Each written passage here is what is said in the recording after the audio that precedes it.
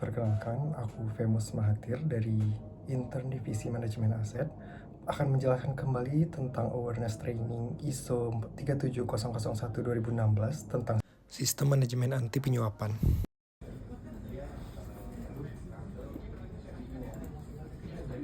Berdasarkan webinar yang dilaksanakan pada tanggal 27 November, sebagai holding, perusahaan menegaskan bahwa penerapan sistem manajemen aset anti penyuapan atau SMAP adalah komitmen utama dalam menjaga integritas.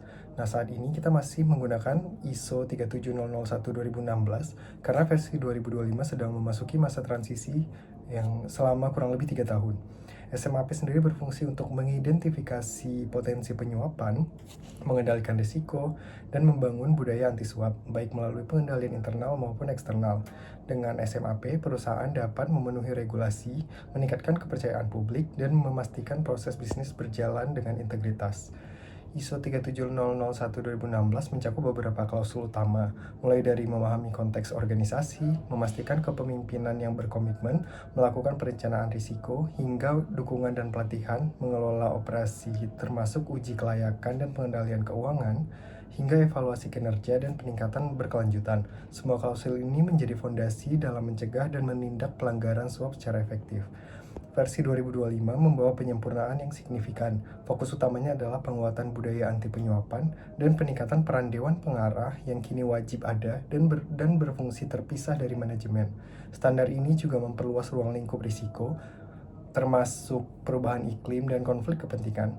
Selain itu, terdapat harmonisasi dengan standar ISO lainnya, perluasan due diligence pihak ketiga, serta penegasan terminologi dan mekanisme pemantauan.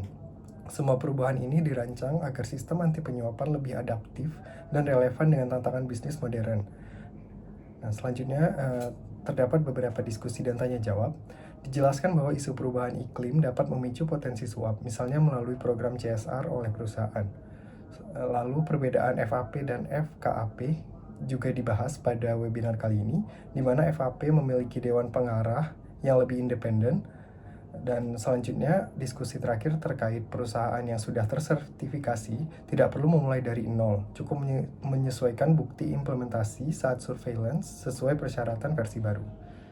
Sekian penjelasan kembali dari saya, Femus Mahathir, Divisi Manajemen Aset. Terima kasih.